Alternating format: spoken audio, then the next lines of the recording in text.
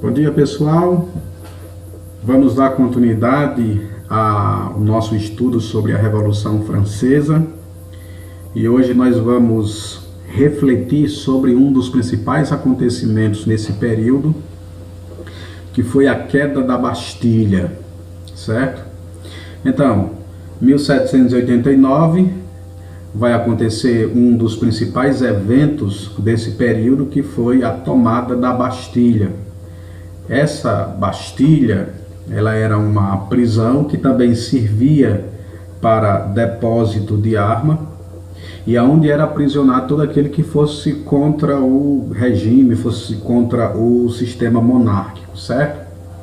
Essa queda da Bastilha, ela vai ser considerada por muitos como o início da Revolução Francesa, ou um episódio que vai marcar a derrota do governo absolutista.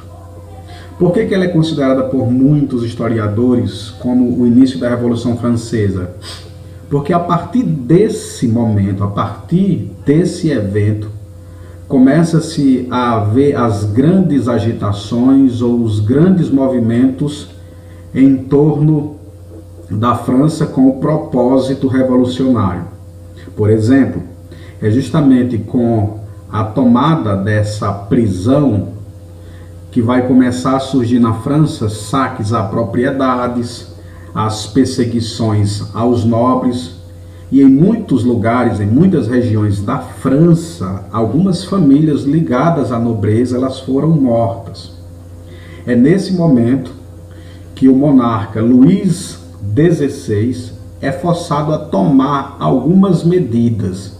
Que medidas? Medidas que faziam parte das reivindicações do Terceiro Estado, que nós já falamos na aula passada sobre quem era o Terceiro Estado, que era a maior parte da população francesa, formado pela burguesia e pelos camponeses, no geral, certo?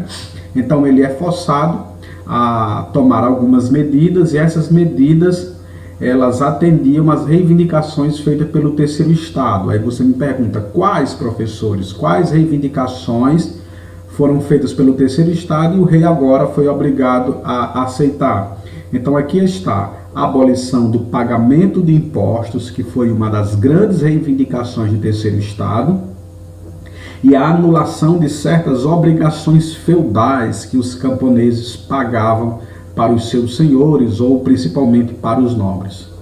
Gente, nesse período da Revolução Francesa, dois grandes documentos, eles serão aprovados na Assembleia Nacional Constituinte, que é a Declaração dos Direitos do Homem e do Cidadão. Esse documento, ele vigente até os dias atuais, é uma das maiores contribuições da França para a democracia. Por meio da Declaração dos Direitos do Homem e do Cidadão, se reconheceu a igualdade de todos perante a lei. O que nós vemos a influência desse documento em várias constituições, inclusive a Constituição do Brasil, que vai dizer, que vai defender que todos são iguais perante a lei. Um outro documento aprovado, assinado, é essa Constituição Civil do Clero, que nós vamos ver mais sobre ele nesse exato momento, certo? Por esse documento, Constituição Civil do Clero, foi definido que a Igreja Católica deveria se submeter ao Estado. O Estado seria ou teria autoridade sobre a Igreja. Uma outra inovação que vai ser decidida por meio desse documento, Constituição Civil do Clero, é que os membros do clero, padres, bispos e assim por diante, passariam a ser considerados funcionários públicos, ok?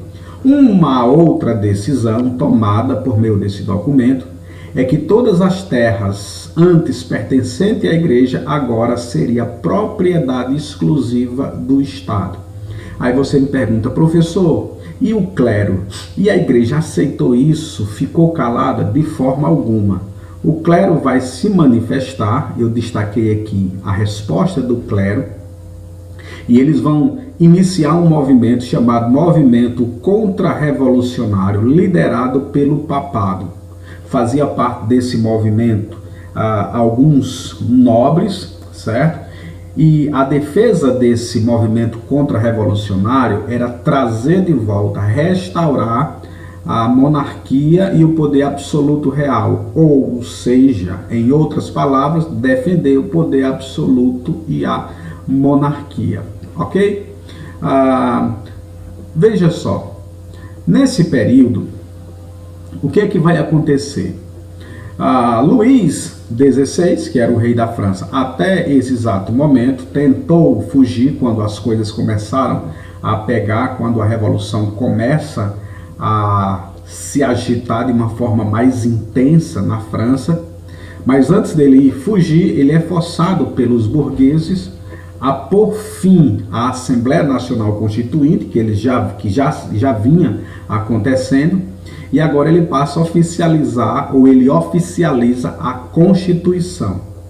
Por esse documento, por essa Constituição, a França se torna uma monarquia constitucional. Esse documento, a Constituição, ela vai estabelecer alguns pontos, todos eles de uma influência burguesa. Vocês depois verão aqui quais os principais pontos que a Constituição francesa irá determinar a partir desse momento. Certo, gente? Aí você me pergunta, professor, nós estamos falando de um assunto de cunho político. Quais eram os principais grupos políticos desse momento? Então, nessa página, na página 95, você já pode observar os principais grupos políticos. Havia os jacobinos, que tinham uma ligação com o sans-culotte, os girondinos, monarquistas e o grupo da planície. Esse grupo, os jacobinos, também eu queria destacar que todos eles vão defender propostas para os rumos que a França deveria tomar, ou seja, o futuro da França deveria caminhar segundo o que eles afirmavam, o que eles defendiam.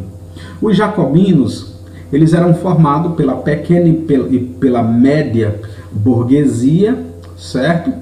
E tinha ligação com o sans-culotte. Esse grupo sans-culotte, aliados com os jacobinos, defendia mudanças como o fim da propriedade privada e uma ampla reforma agrária, ou seja, as terras deveriam ser divididas, as terras que antes pertenciam à igreja e pertenciam principalmente à nobreza. Os girondinos era formado pela alta burguesia, por parte da nobreza e pelo clero. Eles tinham defendiam posições mais moderadas, eram mais calmos, mais tranquilos quanto às suas defesas em relação ao futuro da França. E essas defesas, ou as suas ideias, eles não queriam que elas comprometessem os avanços que a França já tinha obtido, não queria que essas ideias comprometessem, né, os avanços alcançados ou conquistados até esse momento. O grupo que apoiava o governo eram os monarquistas, formada por nobres e clérigos, em outras palavras, por nobres e pela igreja. Eles não queriam mudanças, queriam que as coisas permanecessem do mesmo jeito que vinha antes da Revolução. E por fim, o grupo da planície, que era o maior número de membros. Embora fosse o maior número, eles não tinham uma posição política definida. Ok? Vocês irão fazer suas leituras em casa. Qualquer dúvida, estou à disposição. Gente, por hoje é só. Até a próxima. Tchau.